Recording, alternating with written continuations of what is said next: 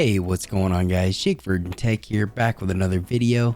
And today we're taking a look at the Elgato HD60X, one of Elgato's newest capture cards to hit the lineup. So this is going to be a bit of a short-term review video, just kind of talking about the product and how it compares to other Elgato capture cards we've seen in the past, the features this one brings to the table, and the overall setup that I have and how to set it up and configure it with OBS. So let's dive right in. So I have used quite a bit of Elgato's products when it comes to their capture devices.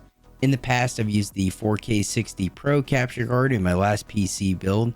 I've used the Camlink 4K for a lot of the videos I record, and I've always had good luck with their products.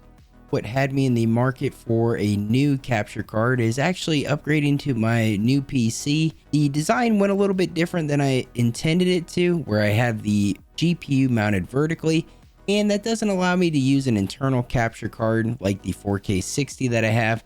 So I had to look into some external USB options, and luckily Elgato just came out with the HD60X, which I was very happy about because I wasn't looking forward to the downgrade from my 4K 60 to something like the HD60S or S Plus, as they're a bit dated now with the current generation of consoles that's out. So this was perfect for my situation. So how exactly does the HD60X differ from other Elgato capture cards we've seen in the past? The two biggest things are going to be the higher resolution capture at 1440p 60 FPS, and the other big feature is VRR pass-through. And other notable features are HDR10 pass-through, 4K 60 pass-through, and 1080p 60 FPS capture. One feature that isn't noted but I have tested and seems to work properly is I was able to pass through 1080p 120Hz on my Xbox Series S.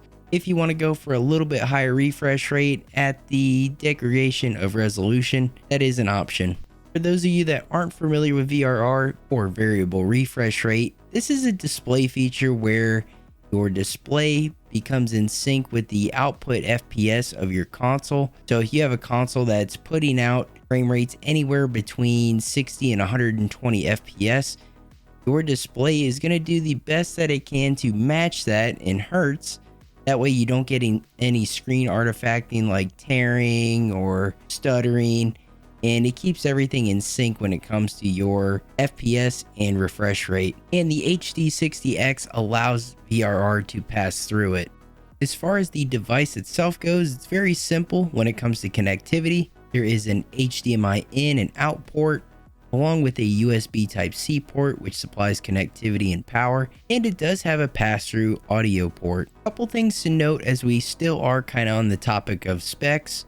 If you are looking to pass through 4K 120Hz, which I'm not exactly sure which games are supporting that on the latest generation of consoles, but this capture card will not pass through 4K 120Hz, along with I think all other capture cards.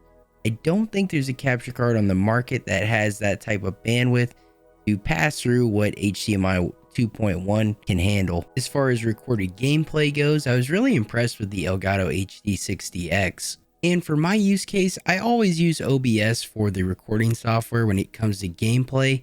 Even though Elgato does have the 4K capture utility, I still prefer OBS when it comes to features and overall usability. I was able to do quite a bit of testing when it comes to recording gameplay, playing Modern Warfare 2 when the beta was going on this past week. And I gotta say, the image quality is really crisp. Recording high-speed gameplay at 60 FPS is very smooth. And when it comes to the recording, there was no audio quality loss or degradations when it comes to the final recordings. A couple things I really want to note on this, and for those of you that aren't as experienced in maybe video editing or frame rates and stuff like that, I typically edit on a 24 frames per second timeline. And in this case, just to make it look a little smoother, I did go with a 30 FPS timeline. So what you guys are actually seeing once this video is uploaded, the original raw clip of the gameplay we have is 60 FPS, but once it goes onto a 30 FPS timeline, it does scale it down to 30 FPS. But as you can see, it's still very smooth in 30. But typically, if I do a full gameplay video, it will be 60 FPS and it will look even smoother than this. The other thing was I did a lot of tuning in OBS when it comes to the overall image quality, Not so much when it comes to like textures, but I did notice out of the box, I am running my new editing PC and it's a new install OBS. The image was oversaturated and the hues were very much towards the red end. So I had to do some tuning to get the color a bit more natural to what we were actually seeing when we were gaming. But that is not on the capture card. That is definitely more on the OBS and the software side of things. But once it was tuned, it looked perfect. Alrighty guys, so I'm going to try and break down my setup for you of how I have my Elgato capture card hooked up to my PC and kind of the overall audio setup and answer any questions you might have. So this is with the HD60X.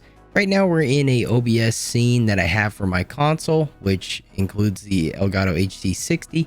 I don't have it showing right now because I want to kind of show you the scene I have set up and how it all kind of links together. And if I enable this and turn off the current screen, you're just going to see what my console is showing. So going back, so this is just a screen recording of the monitor I have right now.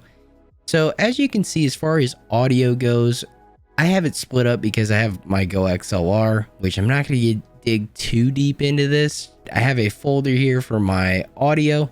So this is my chat input. So anytime I'm in a Xbox party, Steam, Discord, whatever it might be, it's linked to my chat. So that's how I'll be able to hear them. This one here, broadcast Go XLR.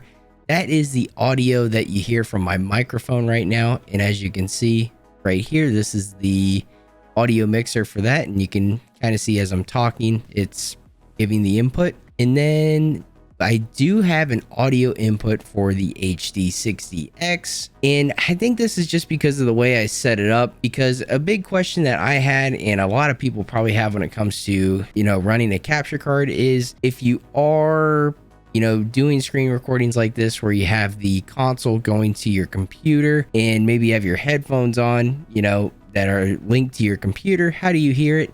Well, audio will pass through if set up properly through HDMI. And that is essentially what we're doing here. We created a audio input and the input device is the HD60X. So that's how we are getting the audio from our console. And in this case, it would either be my Series S or Nintendo Switch. And then here, as far as the actual HD60X, as far as the actual input goes, it is just a game capture device. If you go to add, you can go to, I'm not going to actually do it, but if you go to video capture device, your Elgato capture card will show up in there. And that's what we did here. So as you can see, the device, you'll just be able to select it and right now it shows the blank screen because my console's not on. So what I'm actually going to do is I'm going to turn on my Xbox Series S, which is what's currently plugged into it. So I'm going to leave this up. I want you guys to kind of see, this is going to be kind of tough. I'm going to put this little properties window over here so you can see what's going on the actual Xbox. And I want you to see like what's going on with the audio. So as you can see right now, we are capturing the audio from my voice, which is from the microphone hooked up to my computer. And you can actually hear the audio input from the HD60X, which that is exactly what we want. And as far as the latency goes, Elgato is really good about having extremely low latency in their devices. And that's what kind of makes this all work. It's in sync, but this is a way I can kind of show you guys, what's going on the Xbox. And you can see over here, the volume faders, as I'm kind of tabbing around the games I have, you can see that it's picking it up. So exactly what is the point of all this? Like, this is a really complicated setup because kind of to break it down for you guys real quick, I have the Xbox Series S right now, as you can see right here, is HDMI going to the Elgato capture card, and that's going to be the HDMI in, and then the HDMI out is actually going back over to my TV. I have good audio equipment that I really like to use, as much as I can, not just for recording, but whenever I'm gaming with my friends. I don't really stream any, but I like to use, my SM7B microphone, my Go XLR, because it's got my customized faders on it. I can adjust volume real quick. It works out really well when the setup's put together right. So with that, the way the audio works, like I said, the Series S goes HDMI into the Elgato capture card. goes HDMI out to my TV. And OBS is kind of like the hub that syncs it all together. You know, it picks up the devices, whether it's an audio device, video capture device, a screen. You can sync it all up and it works quite well. And so now I'm able to hear my Xbox through my computer, and I use my SM7B Go XLR setup to actually be my audio input device when I'm talking to my friends and stuff. And so that means I actually don't use the party function through the Xbox. I actually just use the Xbox app through my computer or whatever chat I'm using. And that's how I'm able to communicate with my friends that I'm in a party with, and then also hear my game. So as I mentioned, this is a very complicated setup, and I just wanted to give you guys a quick breakdown of where the Elgato HD60X plays into it. Definitely let me know in the comments if you guys would like to see a expanded video on the full setup that I have when it comes to game capture. As far as issues I've encountered with the Elgato HD60X, or kind of just the overall setup, maybe when it comes to software. As far as the device goes, I haven't had any issues with the actual device. I've had a little bit of issues on the configuration side, and that's more of a software and settings thing.